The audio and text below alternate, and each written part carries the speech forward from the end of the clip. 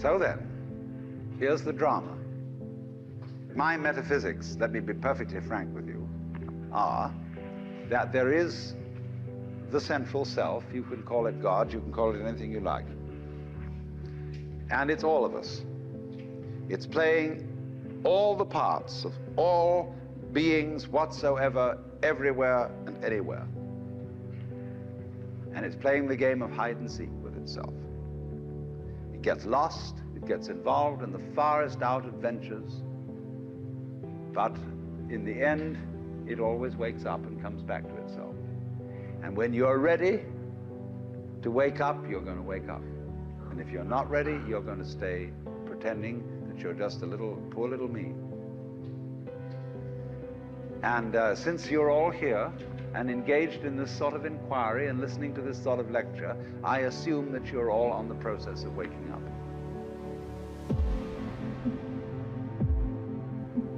Or else you're teasing yourselves with some kind of flirtation with waking up, which you're not serious about.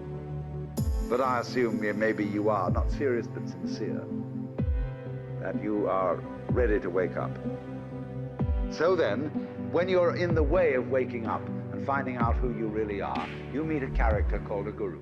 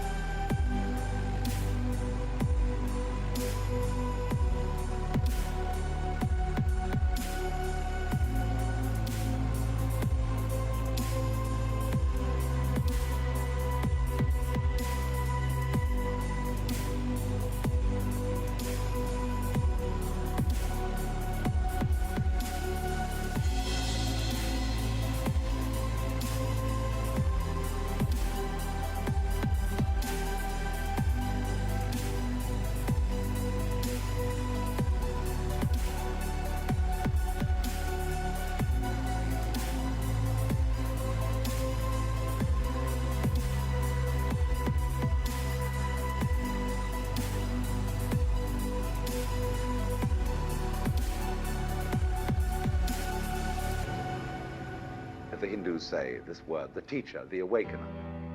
And what is the function of a guru? He's the man who looks at you in the eye and says, oh, come on. I know who you are. You know, you come to the guru and say, sir, I have a problem. I'm unhappy and I want to get one up on the universe, or I want to become enlightened. I want spiritual wisdom. Ah, the guru looks at you and says, who are you? You know Sri Ramana Maharshi, that great Hindu sage of modern times? People used to come to him and say, Master, who was I in my last incarnation? As if that mattered. And he would say, who is asking the question? And he'd look at you and say, basically, go right down to it. You're looking at me, you're looking out, and you're unaware of what's behind your eyes. Go back in and find out who you are, where the question comes from, why you ask.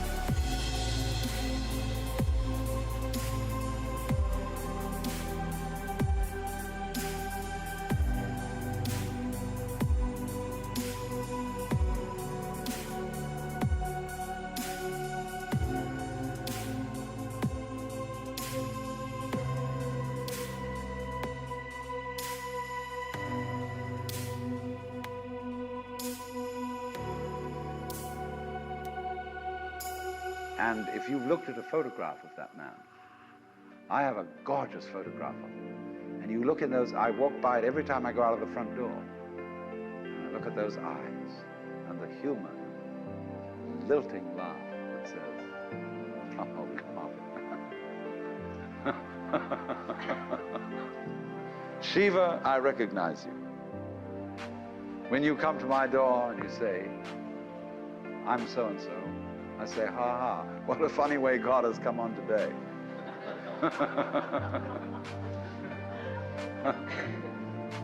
There are all sorts of tricks, of course, that gurus play. They say, well, we're going to put you through the mill. And the reason they do that is simply that you won't wake up until you feel you've paid a price for it. In other words, the sense of guilt that one has, or the sense of anxiety, is simply the way one experiences keeping the game of disguise going on.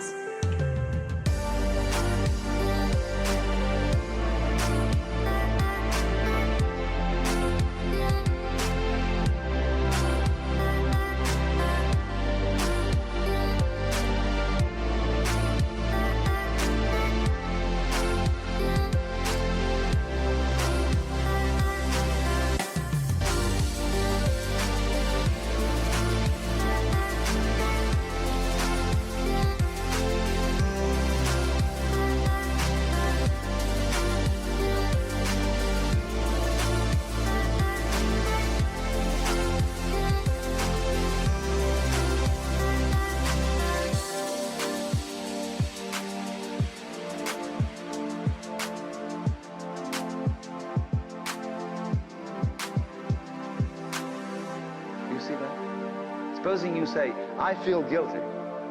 Christianity makes you feel guilty for existing. That somehow, the very fact that you exist is an affront. You are a fallen human being. I remember as a child when we went to the services of the church on Good Friday, they gave us each a colored postcard with Jesus crucified on it. And it said underneath, this have I done for thee, what doest thou for me? You know, you felt awful. You have nailed that man to the cross. Because you eat steak, you have crucified Christ. Because you killed the bull. After all, you depend on it. Mithra, it's the same mystery. And what are you going to do about that? This have I done for thee, what doest thou for me? You feel awful that you just exist at all. But that sense of guilt, is the veil across the sanctuary. Don't you dare.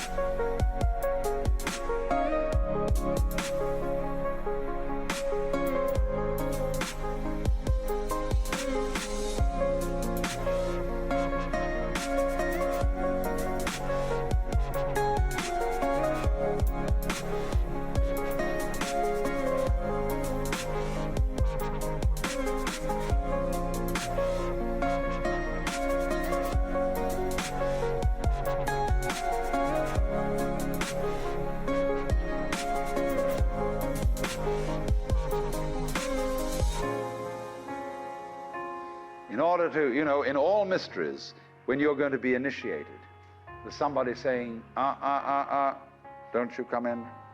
You've got to fulfill this requirement, and this requirement, and this requirement, and this requirement, then we'll let you in. And so you go through the mill. Why? Because you're saying to yourself, I won't wake up until I feel I deserve it. I won't wake up until I've made it difficult for me to wake up. So I invent for myself an elaborate system of delaying my waking up. I put myself through this test and that test, and when I feel it's been sufficiently arduous, then I may at last admit to myself who I really am and draw aside the veil and realize that after all, when all is said and done, I am that I am, which is the name of God.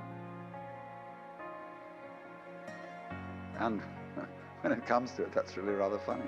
They say in Zen, when you attain Satori, nothing is left to you at that moment but to have a good laugh.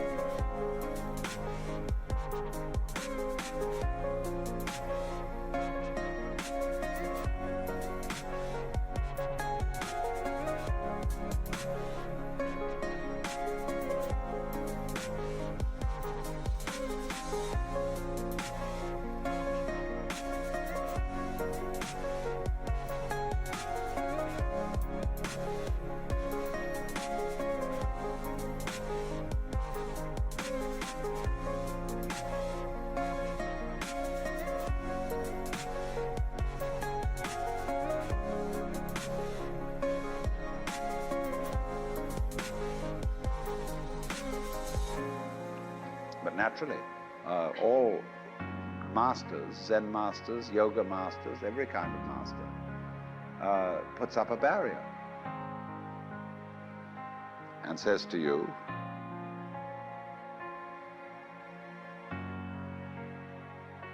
he simply plays your own game. You know, we say anybody who goes to a psychiatrist ought to have his head examined. Because you, when you go to a psychiatrist, you define yourself as somebody who ought to have his head examined. Same way, the Zen masters say anybody who studies Zen or comes to a Zen master ought to be given 30 blows with a stick. Because he was stupid enough to pose the question that he had a problem. But you're the problem. You put yourself in this situation. So it's a question fundamentally, do you define yourself as a victim of the world or as the world? You can define yourself. You see, if you identify you with what you call the voluntary system of the nerves and say only that's me, and that's really a rather limited amount of my total performance, what I do voluntarily, then you've defined yourself as the victim in the game.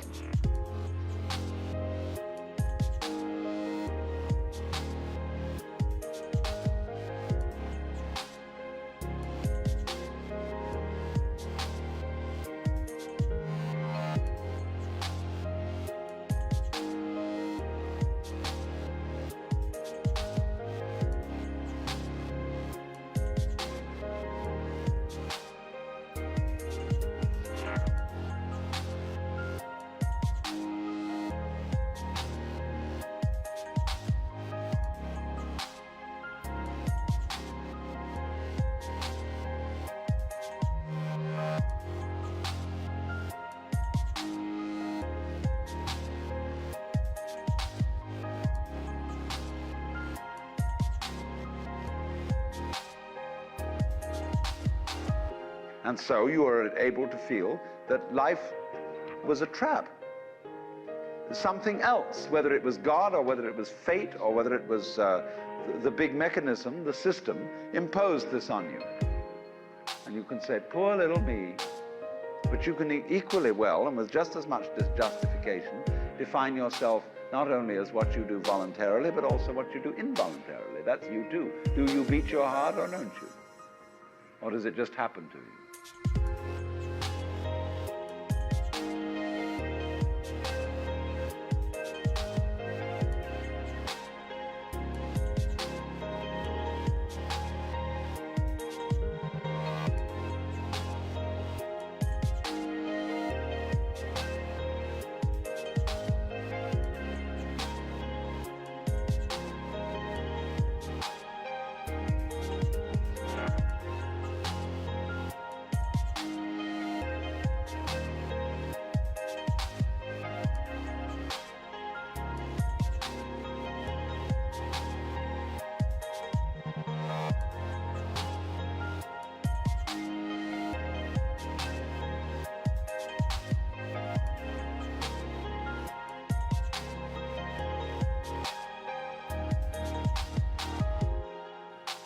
And if you define yourself as the works, then nobody's imposing on you.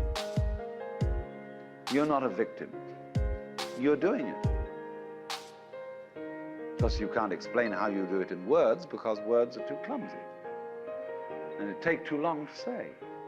You get bored with it. But actually, then you can say, with gusto, I am responsible for this life. Whether comedy or tragedy, I did it.